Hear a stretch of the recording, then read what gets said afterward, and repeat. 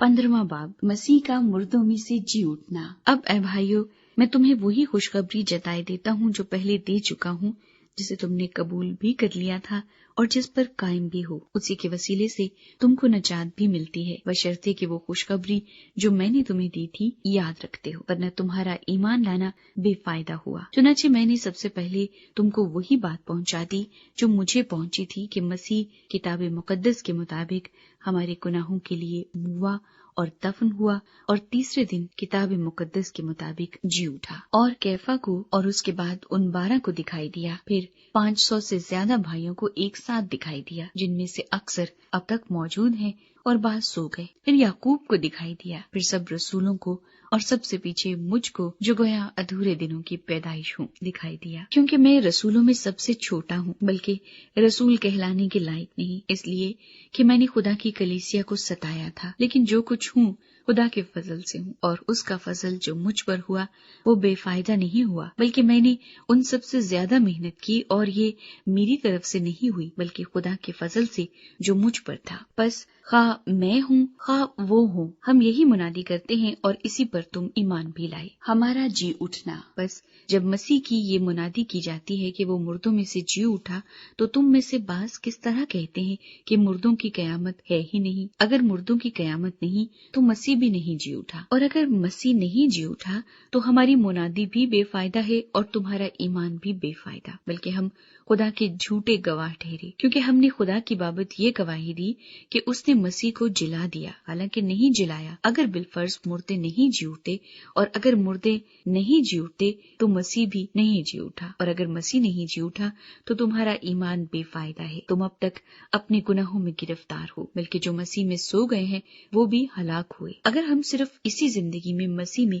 उम्मीद रखते हैं तो सब आदमियों से ज्यादा बदनसीब है, लेकिन फिलवाक़े मसीह मुर्दों में से जी उठा है, और जो सो गए हैं उनमें पहला फल हुआ। क्योंकि जब आदमी के सबब से मौत आई तो आदमी ही के सबब से मुर्दों की कयामत भी आई, और जैसे आदम में सब मरते हैं वैसे ही मसीह में सब जिंदा किए जाएंगे, लेकिन हर एक अपनी अपनी बारी से। पहला फल मसीह, फिर मसीह के आने पर उसके लोग, इसके बाद आखिरत होगी। उस वक्त वो सारी हुकूमत और सारा इख्तियार और कुदरत नेस्त करके बादशाही को खुदा यानी बाप के हवाले कर देगा, क्योंकि जब तक कि वो सब दुश्मनों को अपने पांव तले न ले आए उसको बादशाही करना जरूर है। सबसे पिछला दुश्मन जो नेस्त किया जाएगा वो मौत है, क्योंकि खुदा ने सब कुछ उसके पांव तले कर दिया है। मगर जब वो फरमाता है कि सब कुछ उसके ताबे कर दिया गया, तो जाहिर है कि जिसने सब कुछ उसके ताबे कर दिया वो अलग रहा, और जब सब कुछ उसके ताबे हो जाएगा तो बेटा खुद उसके ताबे हो जाएगा, जिसने सब चीजें उसके ताबे कर दी, ताकि सब में खुदा ही सब कुछ हो। वरना जो लोग मुर्दों के लिए बपतिस्मा लेते हैं वो क्या करेंगे? और अगर मुर्दे जी उठते ही नहीं तो फिर क्यों उनके लिए बपतिस्मा लेते हैं, और हम क्यों हर वक्त खतरे में पड़े रहते हैं? ऐ भाइयों, मुझे उस फख्र की कसम जो हमारे खुदावंद यीशु मसीह में तुम पर है, मैं हर रोज मरता हूँ। अगर मैं इंसान की तरह इफ्सिस में दरिंदों से लड़ा तो मुझे क्या फायदा? अगर मुर्दे न जिलाए जाएंगे तो आओ खाएं पिएं, क्योंकि कल तो मर ही जाएंगे। फरेब ना खाओ, बुरी सोहबतें अच्छी आदतों को बिगाड़ देती हैं। रास्तबाज होने के लिए होश में आओ और गुनाह न करो, क्योंकि बाज खुदा से नावाकिफ है। मैं तुम्हें शर्म दिलाने को ये कहता हूँ। जी उठने के बाद जिस्म की हालत। आपको ये कहेगा कि मुर्दे किस तरह जी उठते हैं और कैसे जिस्म के साथ आते हैं। ऐ नादान, तो खुद जो कुछ बोता है जब तक वो न मरे जिंदा नहीं किया जाता, और जो तू बोता है ये वो जिस्म नहीं जो पैदा होने वाला है, बल्कि सिर्फ दाना है, खा गेहूं का खा किसी और चीज का। मगर खुदा ने जैसा इरादा कर लिया वैसा ही उसको जिस्म देता है, और हर एक बीज को उसका खास जिस्म। सब गोश्त यकसा गोश्त नहीं, बल्कि आदमियों का गोश्त और है, चौपायों का गोश्त और, परिंदों का गोश्त और है, मछलियों का गोश्त और, आसमानी भी जिस्म है और जमीनी भी। मगर आसमानियों का जलाल और है, जमीनियों का और। आफताब का जलाल और है, महताब का जलाल और, सितारों का जलाल और, क्योंकि सितारे सितारे के जलाल में फर्क है। मुर्दों की कयामत भी ऐसी ही है। जिस्म फना की हालत में बोया जाता है और बका की हालत में जी उठता है। बेहुरमती की हालत में बोया जाता है और जलाल की हालत में जी उठता है। कमजोरी की हालत में बोया जाता है اور قوت کی حالت میں جی اٹھتا ہے۔ نفسانی جسم بویا جاتا ہے اور روحانی جسم جی اٹھتا ہے۔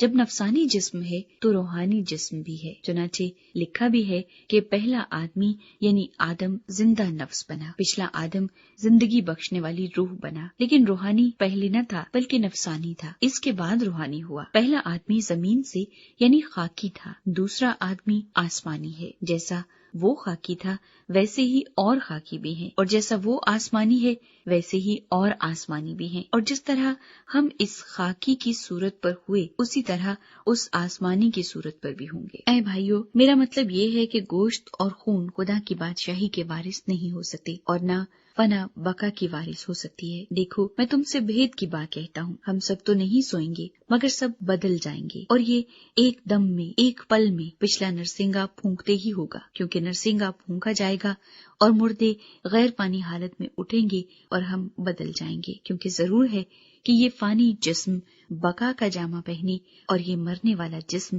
حیات ابدی کا جامہ پہنے، اور جب یہ فانی جسم بقا کا جامہ پہن چکے گا اور یہ مرنے والا جسم حیات ابدی کا جامہ پہن چکے گا تو وہ قول پورا ہوگا جو لکھا ہے کہ موت فتح کا لقمہ ہو گئی۔ اے موت تیری فتح کہاں رہی؟ اے موت تیرا ڈنک کہاں رہا؟ موت کا ڈنک گناہ ہے اور گناہ کا زور شریعت ہے، مگر خدا کا شکر ہے جو ہمارے خداوند یسوع مسیح کے وسیلے سے ہم کو فتح بخشتا ہے۔ بس اے میرے عزیز بھائیو، ثابت قدم اور قائم رہو اور خداوند کے کام میں ہمیشہ افزائش کرتے رہو، کیونکہ یہ جانتے ہو کہ تمہاری محنت خداوند میں بے فائدہ نہیں ہے۔